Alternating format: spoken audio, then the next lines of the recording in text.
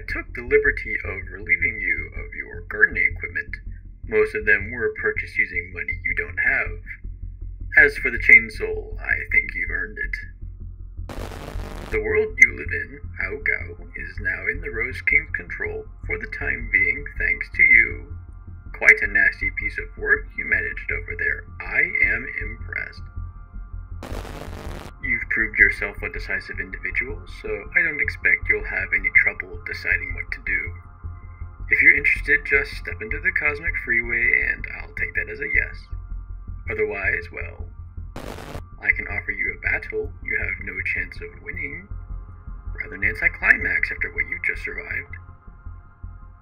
Time to choose.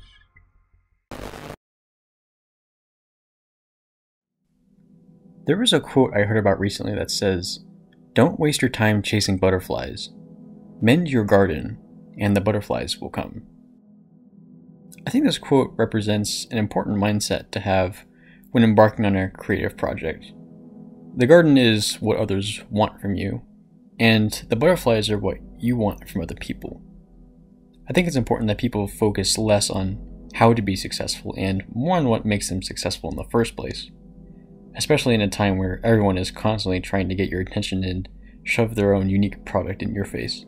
I know that this is something that I struggle with as a game developer, and I feel like others struggle with in their own degree. Just felt like sharing that. Since my last devlog, I've mostly been focusing on giving Project Malice a more refined shape, rather than just having it be some sort of like sandbox game with a bunch of objects and sprites compiled together. One of the major things I've added is 2 main boss battles, along with things like shopkeepers, NPCs, new status effects, hazards, a hub area with character select, and some bonus areas for the player to explore, if they dare. Let's start off with the 2 new main bosses I've added. Subject B01, Gunface. Towering, muscular, armed to the teeth. Gunface is the boss you encounter at the end of the sewers.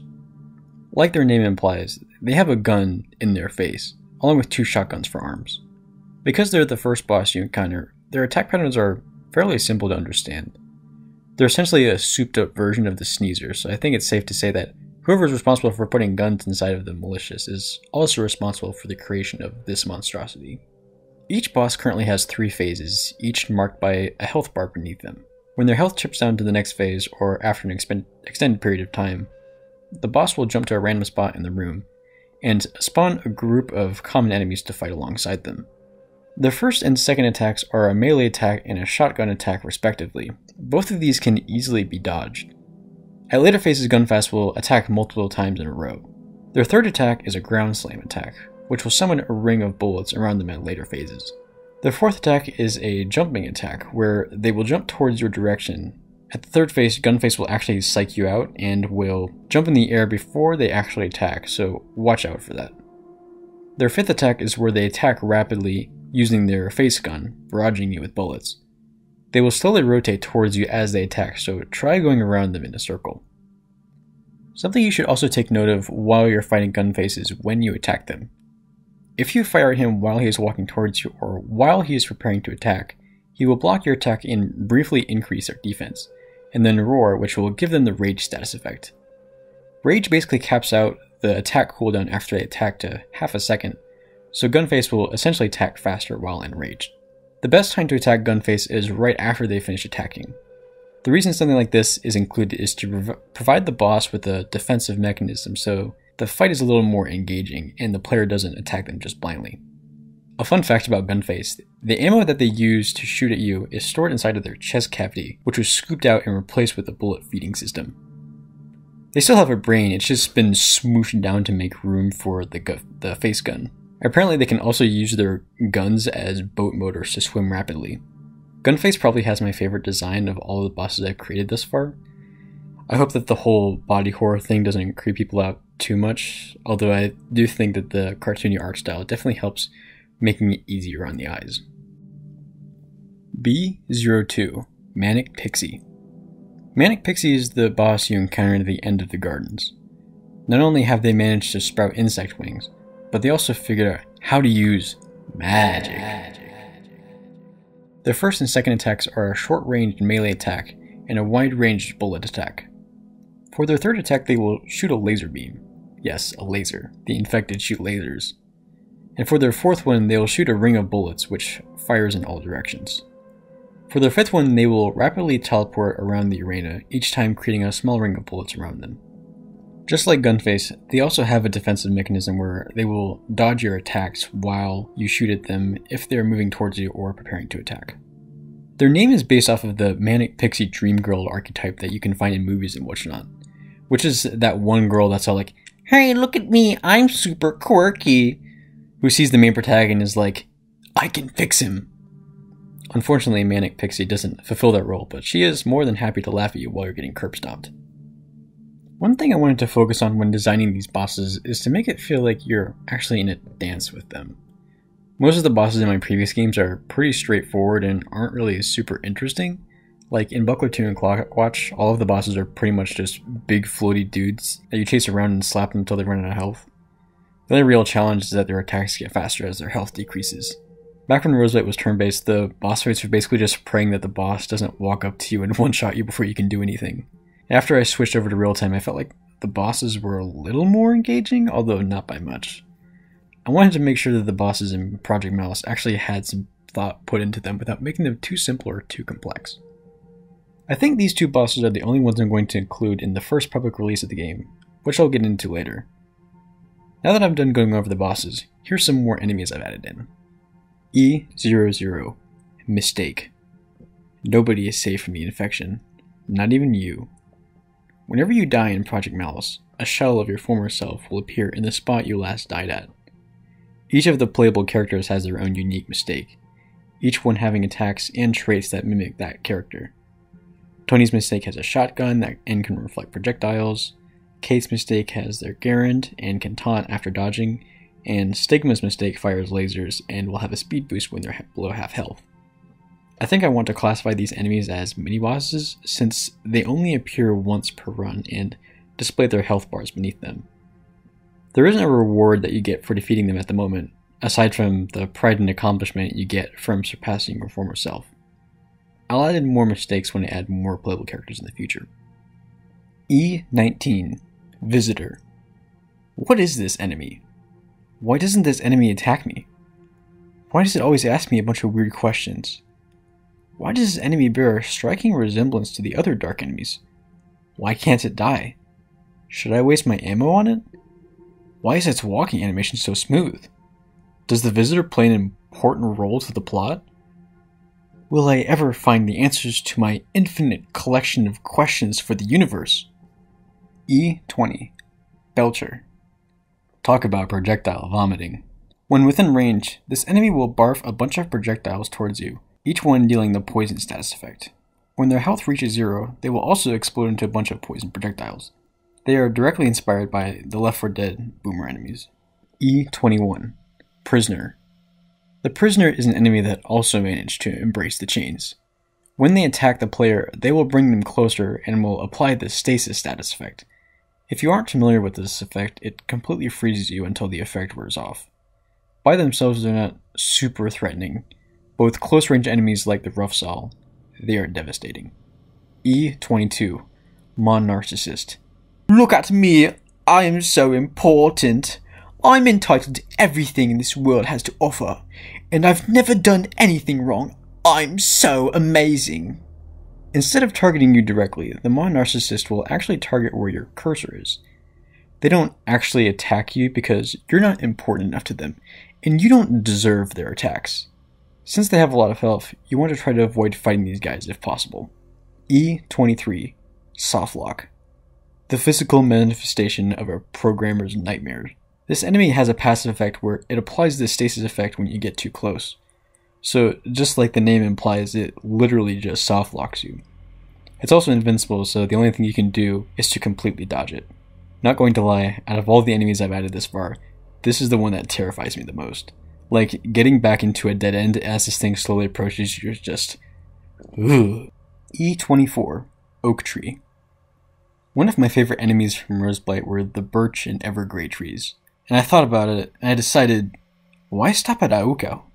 So yeah, Now the trees on Earth move around as well. Oak trees will typically appear rooted in the ground, but when you get too close they will uproot themselves and start attacking you. These ones are actually pretty jumpy, so try to watch out from above. Just to reiterate, these aren't enemies pretending to be trees. They're just regular trees.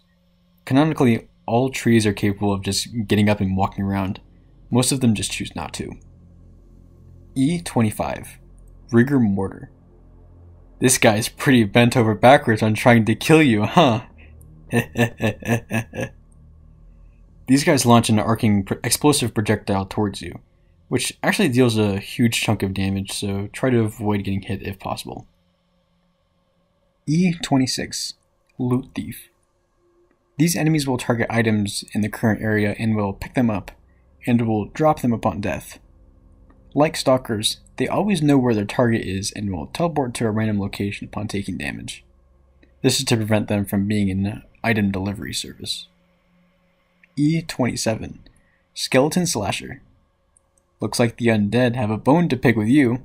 Skeleton Slashers are pretty similar to the Shambler, except they are immune to certain status effects like poison and any of the emotional status effects like rage and fear.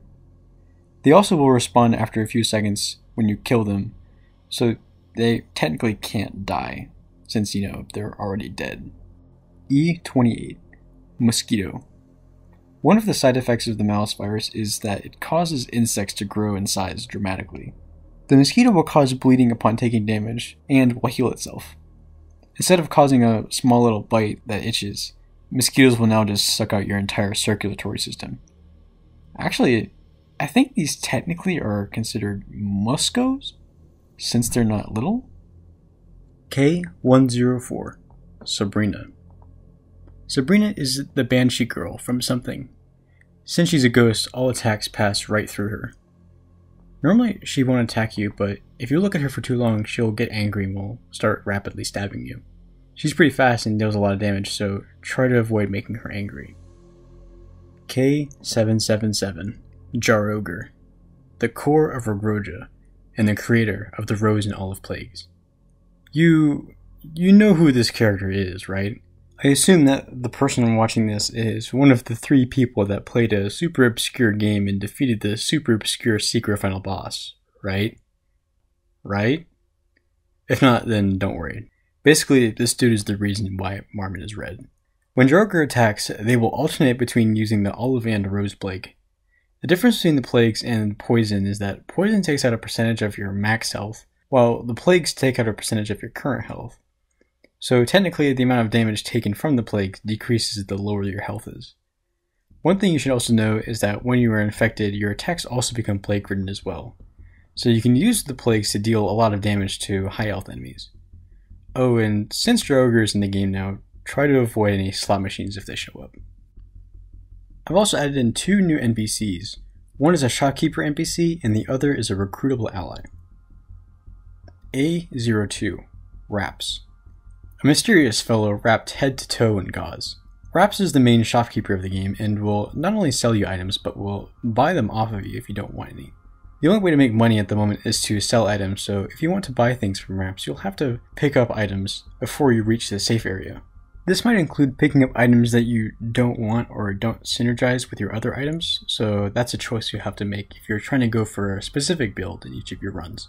Raps is most likely the first NPC you'll encounter, and when you talk to him for the first time, he'll actually give you a brief overview of what the heck is going on around you. I made sure that I gave Raps some noticeable drips since he's probably going to be a sight for sore eyes for the player. A03. Live and Let Die. In one of my previous games, Clockwatch, there's a secret NPC in the Rubrum Fields called Livin, who explains that he is a time traveler who works for a secret organization. Livin returns to Project Malice with an actual story relevance, and will accompany the player on their runs. He has a plasma pistol and will shoot at enemies for you, and also has an ability where if you take damage, there is a chance where he will briefly reverse time, sending you, enemies, projectiles back a bit and will heal you. A fun fact about Livin: his hair was originally green when I initially released Clockwatch, and when I went back to finish it, I changed it to purple since there was already another character who had a green color scheme. I also removed his glasses in Project Malice since there's already a lot of characters with sunglasses.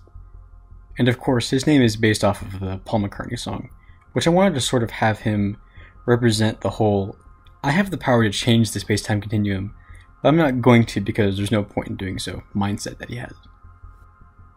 In addition to adding new enemies, I've also been working on some new extra areas to the game that the player can explore during their runs, which are completely optional.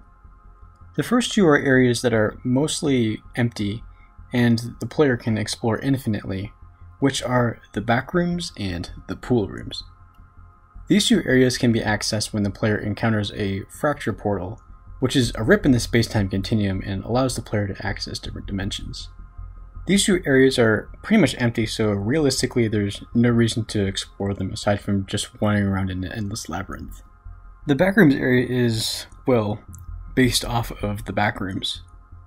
I actually added this in way before people like Cane Pixels boosted the popularity of the backrooms in the past few months, so this isn't me just jumping on like a popular trend. The concept itself also isn't copyrighted, so I kind of thought it'd be cool to add it in. The main areas sort of have that liminal vibe to them, so I think that it kind of fits right in. The pool rooms are sort of like an area within the backrooms that's like an infinite pool area. I mostly included it just to see what an area that was completely flooded with water would look like. The third extra area is nothing.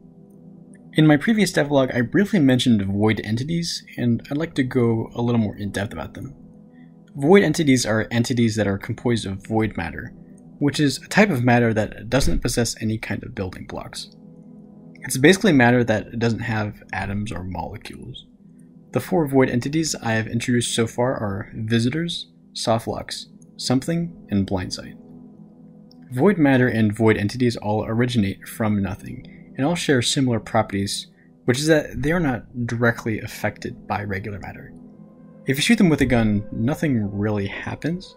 Now, if you've been paying attention, I'm sure you might notice some plot holes like how something was able to be killed or blindsight was able to take damage in Roseblight, and that is true. In certain scenarios, void entities are able to be killed, like if they were to take damage from an incredibly strong force like Albino, a supernatural force like Sabrina, or if they have been infused with Ichor like the Maiden did with Blindsight. I need to keep my mouth shut. Long story short, it just works. Anyway, all of the void entities will make an appearance inside of nothing. To access this area, there will be a secret action you have to perform at a specific location, which will open up a fracture portal to this area. Another thing about this area is that the floor beneath you actually re-hides itself if you get far enough away from it, so it's a lot easier to get lost since you don't know where you're going. As you're exploring this area, I would highly suggest that you look ahead to see if there are any softlocks in front of you before going down a hallway, since you can easily get cornered and, softlocked. The last bonus area I'm going to go over is the simulation. In the refuge hub, there is a laptop on some crates, and if you interact with it, you'll have the option to access this area. At the moment it's pretty bare bones, but I am planning on having it act as a testing chamber where you can summon enemies you've encountered and fight against them to practice. I've also might add in an option to do like an endless arcade mode, and I might do a boss rush at some point. I haven't done a proper boss rush to any of my games yet, so I would like to try that out if possible. I think that's everything I'd like to go over in this devlog. There's some other things I would like to go over, but I don't really feel like they're devlog worthy. I guess a few smaller things would be like, I've added pits, they're like walls that you can shoot over. I've added new status effects, like there's a lot of status effects. In my opinion, probably too many. There's a character select screen now, there's a pause menu, I added frogs. I think that's pretty cool. But yeah, other than that, nothing really noteworthy. This will most likely be my last devlog before I release the first public build of this game. My initial plan was to do a release on April 14th, which is around the same time I released Buckwheat 2 on Steam, and released the initial Roseblight demo, along with my first Roseblight video devlog. I'm aiming for around that time, but I might push it back a week or two if things aren't really ready by then.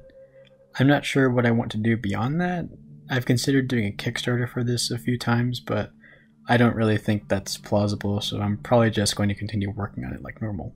Since this is yet another passion project that I'm not really getting paid to do, I don't really have any release dates set in stone. Just to have a general idea of the roadmap, I am planning on doing releases in 3 parts, the first one being the first 2 main areas, then the next 2 main areas, and then the last 2 to 3. I think I might release the game on Steam in early access once the first 4 areas are complete, just to sort of get the ball rolling. The first section will be free, but later on I'll charge for it. I'm not going to make any promises about what to expect, so just stay tuned. When I do eventually release this and you encounter any problems, you can just email them to me at my email below. You can let me know on Twitter, or if you're in a Discord server that I'm also in, you can literally just DM me.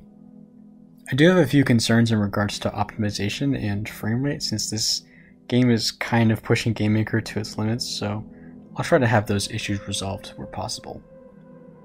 I actually am pretty hyped to release this, since I guess I've technically been working on it for a year now. This was originally my Ludum Dare 48 submission, and it's kind of weird to see it turn into something more substantial. There's a few aspects to this game that can be compared to how I created Roseblade, like how Marmot was created in Bulker 2 specifically so I could send him to Roseblade. I think you might be able to put 2 and 2 together to figure out where I'm going with this, and hopefully that explains why I got pretty upset when people said they didn't like the ending to Roseblade.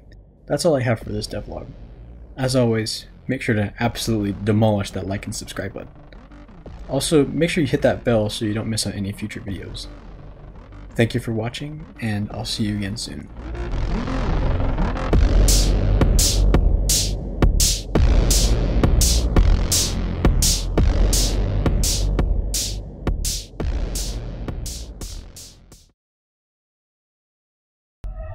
Bruh, where's the boy?